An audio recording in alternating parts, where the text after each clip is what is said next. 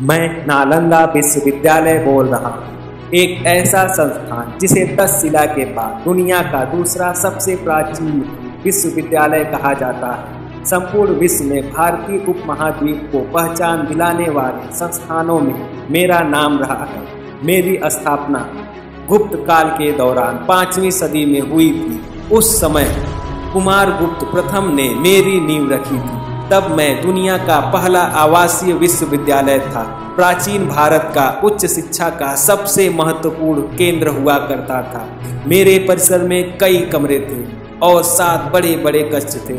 ऐसे इसके अलावा अध्ययन के लिए 9 मंजिला विशाल पुस्तकालय भी था, जिसे धर्मगुंज नाम दिया गया था, जिसका मतलब सत्य का पर्वत था। मेरे पुस्तकालय में ढेरों किताबें थीं। इस पुस्तकालय के 3 भाग थे, जो रत्नरंजन, रत्नोधि और रत्नसागर नाम से जाने जाते थे। मेरे परिसर में पढ़ने के लिए विद्यार्थियों का चयन मेरिट के आधार पर होता था और छात्रों को निःशुल्क शिक्षा दी जाती थी। इतना ही नहीं, उनका रहना और खाना भी पूरी तरह निःशुल्क था। मेरे परिसर में देश ही नहीं विदेश से भी विद्यार्थी पढ़ने आते थे। उस समय 10,000 से ज़्यादा विद्यार्थी शिक्षा ग्रहण करते थे, जिसके मार्गदर्शन के लिए 2700 से ज़्यादा अध्यापक नियुक्त थे।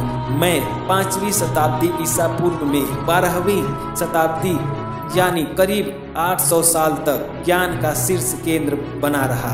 कोरिया, जापान, चीन, तिब्बत, इंडोनेशिया, ईरान, ग्रीस और मंगोलिया समेत कई अन्य देशों के छात्र भी नालंदा विश्वविद्यालय में शिक्षा ग्रहण करने आते थे।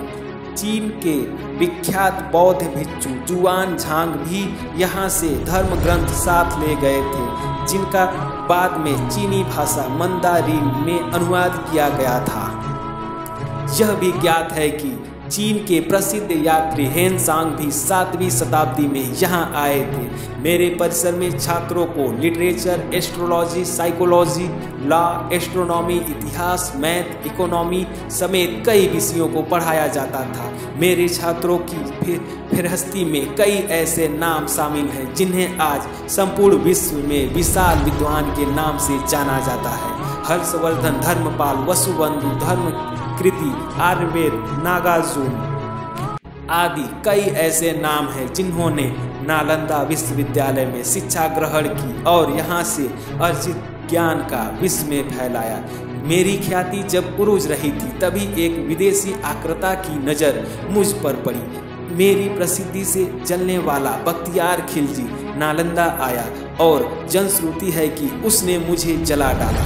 बख्तियार खिलजी ने मुझे इसलिए जलाया क्योंकि वो एक मूर्ति भंजक था। मूर्ति पूजकों को मारना वो अपना धर्म समझता था और एक मूर्ति पूजक के द्वारा उसका इलाज करके ठीक करना उसे अपने धर्म की तौहीन नजर आई। फिर अचानक मैंने घोड़ों के पैरों की आवाज़ सुनी। आवाज़ को अपने पास आते हुए महसूस किया, लेकिन मैं तो शांति और शिक्षा के लिए विश्व में विख्यात था। मुझे किस बात का डर था? खिलजी और उसके सभी घुड़सवारों ने मेरे सभी दरवाज़ों को बाहर से बंद किया और उसके बाद मैंने जो क्रूर खेल देखा, मेरे प्रांगण में जो शब्दों में बयान नहीं कर सकता। कहना बड़ा आसान है, लेकिन जो मैंने अपने आचार्य और विद्यार्थियों का टपकता खून देखा, बताना कठिन है। मेरे सभी छात्राओं समेत हजारों धर्माचार्य और बौद्ध भिक्षुओं को पल भर में मार दिया।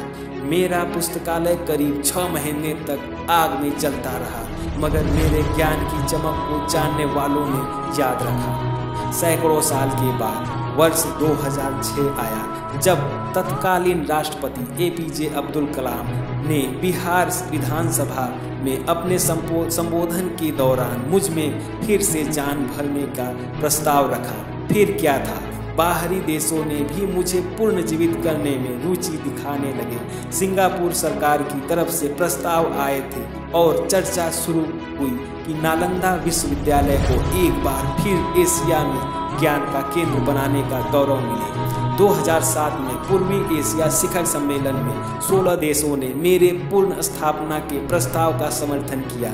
2009 में पूर्वी एशिया शिखर सम्मेलन में फिर चर्चा हुई और 1 सितंबर 2014 को मेरा पहला शैक्षणिक सत्र शुरू हुआ। हालांकि अभी तक राजगीर में अस्थायी सुविधाओं के साथ चल रहा है। इस बीच इसके पुराने स्वरूप को याद करते हुए विश्वविद्यालय को आधुनिक रूप में ढालने की कवायद भी शुरू होने लगी। मेरा नया परिसर 160 हेक्टेयर यानी लगभग 400 एकड़ में तैयार हो रहा है। मेरा नया परिसर 160 हेक्टेयर यानी लगभग 400 एकड़ में तैयार हो रहा है। गौरवशाली अतीत को समेटे हुए इसे आधुनिकता का बौद्धिक जामा पहनाया जाता है। राजगीर की पहाड़ियों के बीच बन रहा नया नालंदा विश्वविद्यालय इसकी शैक्षणिक महत्ता के साथ साथ प्राकृतिक शोभा बढ़ाने वाला होगा। आइए आपको बताता हूं कि मेरे पास यानी नालंदा विश्वविद्यालय कैसे पहुंचे। पटना से 90 किलोमीटर दूर नालंदा विश्वविद्यालय के सबसे नज़दीकी हवाई अड्डा राजधानी में ही मौजूद है।